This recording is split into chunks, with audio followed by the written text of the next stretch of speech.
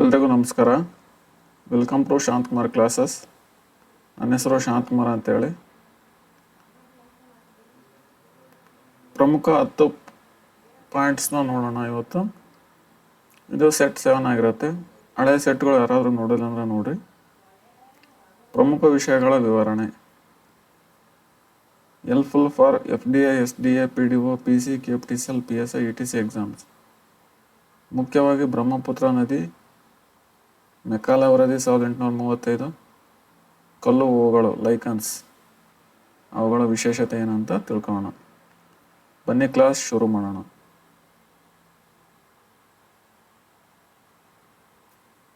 Set 7 ಮೊದಲನೇ point, Brahmaputra ನದಿ.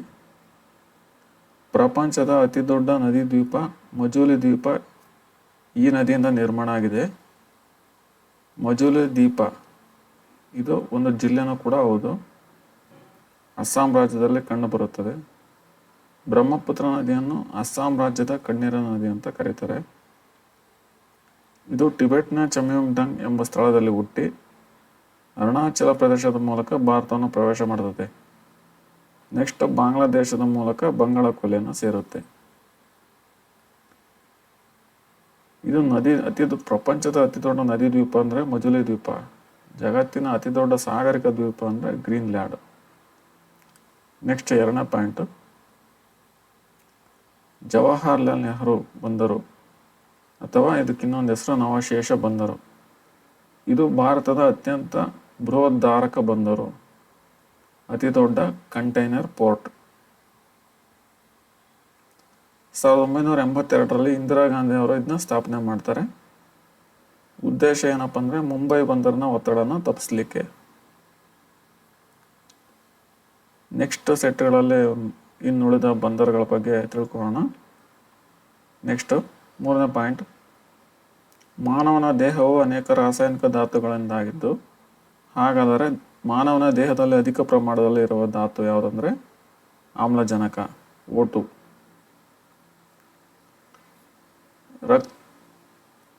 ರಕ್ತದಲ್ಲಿ ಹಿಮೋಗ್ಲೋಬಿನ್ ಕಾರ್ಯ ಏನಪ್ಪ ಅಂದರೆ ಆಮ್ಲಜನಕ ಸಾಗಾಣಿಕೆ, ಹಿಮೋಗ್ಲೋಬಿನ್. ನೆಕ್ಸ್ಟ್ ಕಲ್ಲು ಹೂಗಳು, ಇನ್ನು ಇಂಗ್ಲೀಷ್ನಲ್ಲಿ ಲೈಕೆನ್ಸ್ ಅಂತ ಕರೀತಾರೆ. ಇವು ಸಿಂಬಯೋಟಿಕ್ ಆಗಿದ್ದಾವೆ ಅಂದರೆ ಕೂಡು ಜೀವನ ನಡೆಸ್ತವೆ. ಯಾವ್ರ ಜೊತೆಗೆ ಬಾಳ್ತಾವ ಅಂದರೆ ಶಿಲೀಂಧ್ರ,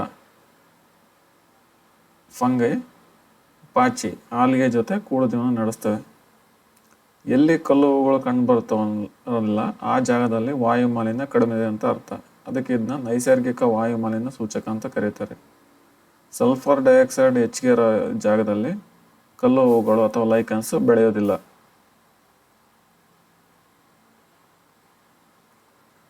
ನೆಕ್ಸ್ಟ್ 5ನೇ ಪಾಯಿಂಟು, ಲೋಕಸಭೆ ಸಭಾಧ್ಯಕ್ಷರ ಸ್ಪೀಕರ್ ತೆಗೆದುಹಾಕೋ ವಿಧಾನ ಹೆಂಗಪ್ಪ ಅಂದರೆ ಸದನದಲ್ಲಿ ಒಟ್ಟು ಸದಸ್ಯರ ಅರ್ಧಕ್ಕಿಂತಲೂ ಕಡಿಮೆ ಇರೋದಷ್ಟು ಸದಸ್ಯರಿಂದ ಟರಾವನ್ನು ಅಥವಾ ನಿರ್ಣಯವನ್ನು ಹೊರಡಿಸುವುದರಿಂದ. ಅಂದರೆ ಇವಾಗ 500 ಮೆಂಬರ್ಸ್ ಲೋಕಸಭೆಯಲ್ಲಿ ಇದ್ರಪ್ಪ ಅಂದರೆ 250 ಮೆಂಬರ್ಸ್ಗಿನ ಹೆಚ್ಚು ಜನ ನಿರ್ಣಯವನ್ನು ಕೈಗೊಳ್ಬೇಕು. ಲೋಕಸಭಾ ಸಭಾಧ್ಯಕ್ಷರನ್ನು ತೆಗೆದುಹಾಕಬೇಕು, ಆಗ ಮಾತ್ರ ಇದು ಸಾಧ್ಯ ಆಗುತ್ತೆ. ನೆಕ್ಸ್ಟು ಅಧ್ಯಕ್ಷರ ವಿಟೋ ಅಧಿಕಾರ. ಈ ವಿಟೋ ಅಧಿಕಾರವನ್ನು ಅಮೆರಿಕ ಸಂವಿಧಾನದಿಂದ ಎರವಲು ಪಡೆಯಲಾಗಿದೆ. ವಿಟೋ ಅಂದರೆ ರೈಟ್ ಟು ರಿಜೆಕ್ಟ್ ಅಂತೇಳಿ. ನಮ್ಮ ಭಾರತದಲ್ಲಿ 3 ವಿಟೋ ಅಧಿಕಾರಗಳು ನಮ್ಮ ಪ್ರೆಸಿಡೆಂಟ್ ಅವರು ಬಳಕೆ ಮಾಡ್ಕೊಬೋದು. ಅವು ಯಾವುವು ಅಂದರೆ ನಿರುಪಾಧಿಕ ವಿಟೋ ಅಥವಾ ಅಬ್ಸಲ್ಯೂಟ್ ವಿಟೋ. ಏನಂದರೆ ಯಾವುದೇ ಒಂದು ಬಿಲ್ಲು ಬಂತಪ್ಪ ಅಂದ್ರೆ ಅದನ್ನ ಯಾವುದೇ ಇದು ಇಲ್ದಂಗೆ ಬಿಲ್ಲನ್ನು ನಿಷೇಧ ಮಾಡಿಬಿಡ್ಬೋದು. ಅದರಲ್ಲಿ ಇವಾಗ ಪ್ರೈವೇಟ್ ಮೆಂಬರ್ ಬಿಲ್ಲು ಮತ್ತು ರೆಸಿಗ್ನೇಷನ್ ಆಫ್ ಗೌರ್ಮೆಂಟ್ ಟೈಮಲ್ಲಿ ಪ್ರೈವೇಟ್ ಮೆಂಬರ್ ಯಾರಂದರೆ ಸಚಿವರಲ್ಲದ ಮೆಂಬರ್ಸ್ ಯಾರು ಇರ್ತಾರಲ್ಲ ಲೋಕಸಭೆಯಲ್ಲಿ ಅವರು ಪ್ರೈವೇಟ್ ಮೆಂಬರ್ ಆಗಿರ್ತಾರೆ. ಆ ಮೆಂಬರ್ ಬಿಲ್ಗಳನ್ನು ಯಾವುದೇ ಕಾರಣ ಕೇಳದೇ ಫುಲ್ ರಿಜೆಕ್ಟ್ ಮಾಡ್ಬೋದು. 2ನೇದು ತಾತ್ಕಾಲಿಕ ನಿಷೇಧಾಧಿಕಾರ, ಸಸ್ಪೆನ್ಸಿವ್ ವಿಟೋ. ಇದು ಏನಂದರೆ ತಾತ್ಕಾಲಿಕವಾಗಿ ತಡೆ ಹಿಡಿಯೋದು.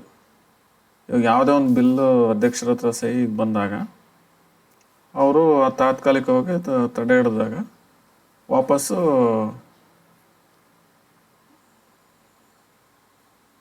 ಲೋಕಸಭೆ ಅಥವಾ ರಾಜ್ಯಸಭೆ ಕಳಿಸಿದಾಗ ಮತ್ತೆ ಎಲ್ಲ ಸದಸ್ಯರು ಕೂಡ್ಕೊಂಡು ಅದನ್ನು ಪರಿಶೀಲನೆ ಮಾಡಿ ಅಥವಾ ಮಾಡ್ದೇ ಅಂಗೀಕಾರಕ್ಕೆ ಮತ್ತೆ ಪ್ರೆಸಿಡೆಂಟ್ ಅವ್ರಿಗೆ ಕಳಿಸಿದರೆ ಅವಾಗ ಕಡಾಖಂಡಿತವಾಗಿ ಅಧ್ಯಕ್ಷರು ಸೈನ್ ಹಾಕಲೇಬೇಕಾಗುತ್ತದೆ, ತಮ್ಮ ಅಸೆಂಟನ್ನು ನೀಡಲೇಬೇಕಾಗುತ್ತದೆ.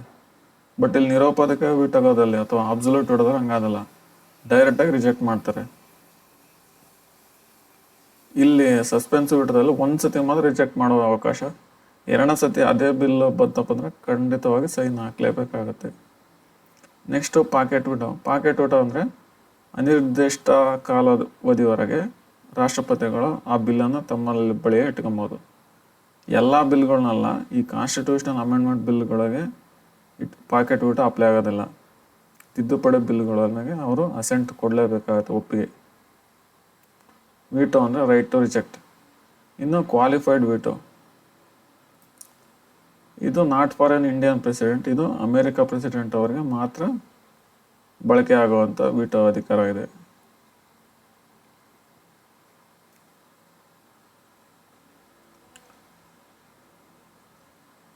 ಈ ತಾತ್ಕಾಲಿಕ ನಿಷೇಧಾಧಿಕಾರ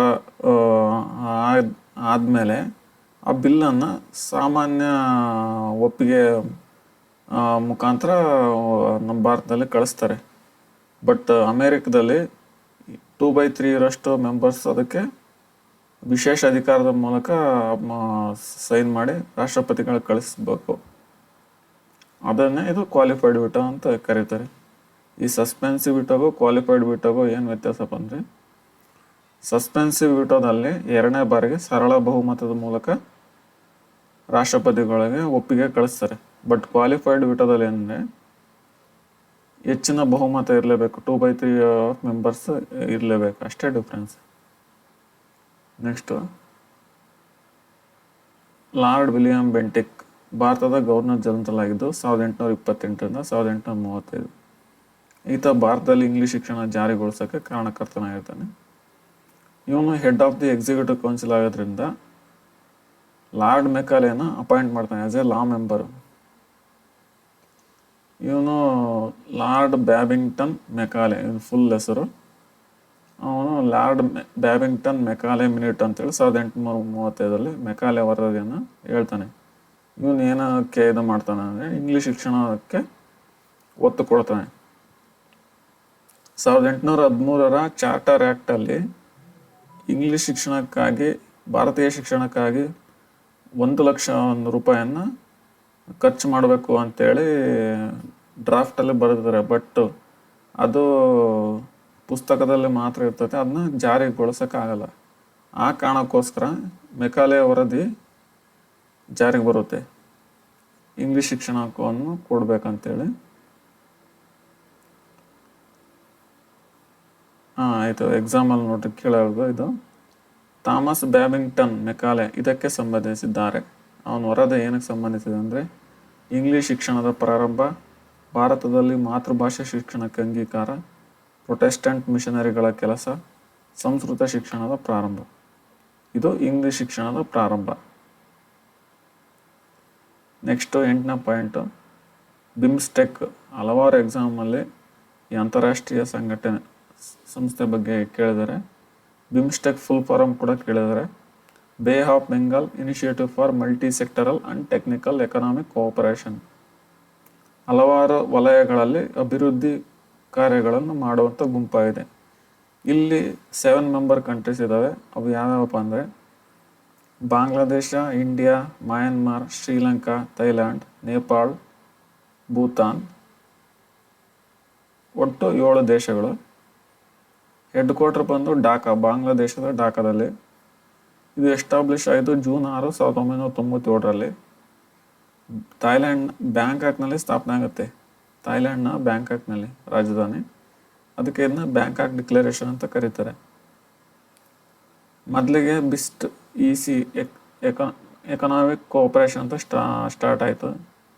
ಬಿಸ್ಟಲ್ಲಿ Bangladesh, India, Sri Lanka, Thailand economic cooperation.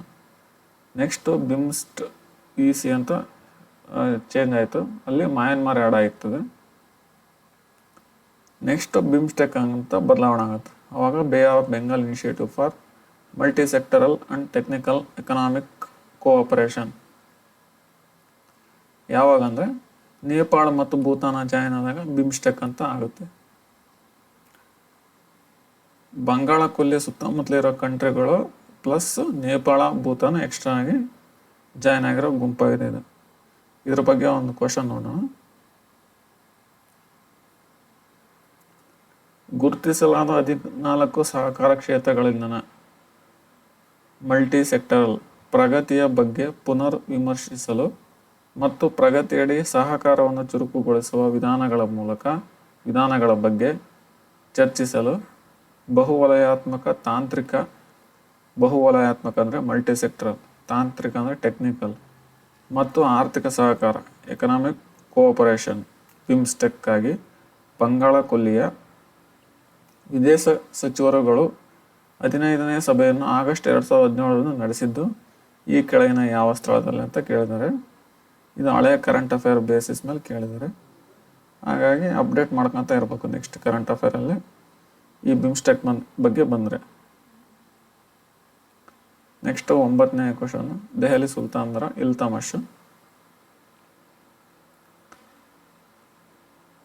ಇಲ್ತಮಷನು ನಿಜವಾದ ಆಡಳಿತಗಾರ ಅಂತ ಕರೀತಾರೆ ಗುಲಾಮಿ ಸಂತತಿಯ. ಈತನ ಕಾಲದಲ್ಲಿ ಮೊದಲ ಬಾರಿಗೆ ಮಂಗೋಲಿಯನ್ನರು ದಾಳಿ ಮಾಡ್ತಾರೆ. 1226ರಲ್ಲಿ ಮಂಗೋಲಿಯನ್ನರ ನಾಯಕ ಚೆಂಗಿಸ್ ಖಾನ್ ದಾಳಿ ಮಾಡ್ತಾನೆ. ಈತ ಇಲ್ತಮಷ್ ಏನು ಮಾಡಿರ್ತಾನೆ ಅಂದರೆ ಆಡಳಿತದ ಅನುಕೂಲಕ್ಕಾಗಿ ರಾಜ್ಯವನ್ನು ಇಕ್ತಾಗಳಾಗಿ ವಿಭಾಗ ಮಾಡಿರ್ತಾನೆ.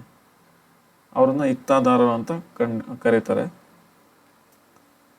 ಕುತುಬುದ್ದೀನ್ ಐಬಕ್ಕು ಕುತುಬ್ ಮಿನಾರನ್ನು ಸ್ಟಾರ್ಟ್ ಮಾಡ್ತಾನೆ. ಯಾರು ಸವಿ ನೆನಪಿಗಪ್ಪ ಅಂದರೆ ಸೂಫೀಸ್ ಅಂತ ಖ್ವಾಜಾ ಕುತುಬುದ್ದೀನ್ ಬಕ್ತಿಯಾರ್ ಖಾನ್ ಸವಿ ನೆನಪಿಗಾಗಿ. ಆದರೆ ಅವನು ಅರ್ಧ ಪೂರ್ಣಗೊಳಿಸೋಕ್ಕಾಗಲ್ಲ, ಅದನ್ನು ಪೂರ್ಣಗೊಳಿಸ್ತಾರೆ ಅಂದರೆ ಇಲ್ತಮಷ್. ಆಮೇಲೆ ಅವನು ಇಲ್ತಮಷ್ ಸಾಯುವ ಸಮಯದಲ್ಲಿ ಏನು ಹೇಳ್ತಾನಂದರೆ ತನ್ನ ಹಿರಿಯ ಮಗ ರುಕ್ಮುದ್ದೀನ್ ಫಿರೋಜ್ ಶಾ ಅಸಮರ್ಥನಾಗಿರೋದ್ರಿಂದ ತನ್ನ ಮಗಳು ರಜಿಯಾಗೆ ತನ್ನ ಆಡಳಿತನ ವರ್ಗಾವಣೆ ಮಾಡ್ಬೇಕಂತ ಇದು ಮಾಡ್ತಾನೆ. ದೆಹಲಿಯನ್ನು ಆಳಿದ ಏಕೈಕ ಮಹಿಳೆ ಯಾರಂತ ಎಕ್ಸಾಮಲ್ ಕ್ವಶನ್ ಕೇಳಿದಾರೆ, ಅದು ರಜಿಯಾ ಸುಲ್ತಾನ್ ಆಗಿರ್ತಾಳೆ. ನೆಕ್ಸ್ಟ್ 10ನೇದು ಒಂದು ಕ್ವಶನ್ ಇದೆ ನೋಡೋಣ.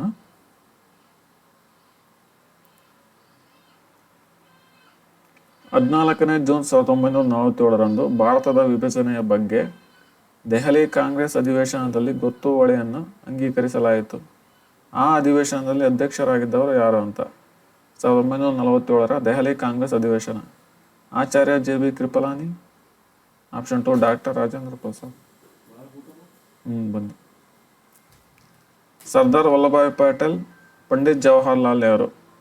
ಇದಕ್ಕೆ ಆನ್ಸರ್ 2ನೇದು ಡಾಕ್ಟರ್ ರಾಜೇಂದ್ರ ಪ್ರಸಾದ್. ಇಷ್ಟ ಆಯಿತು ಇವತ್ತಿನ 10 ಇಂಪಾರ್ಟೆಂಟ್ ಪಾಯಿಂಟ್ಸ್. ಎಲ್ರಿಗೂ ಧನ್ಯವಾದಗಳು.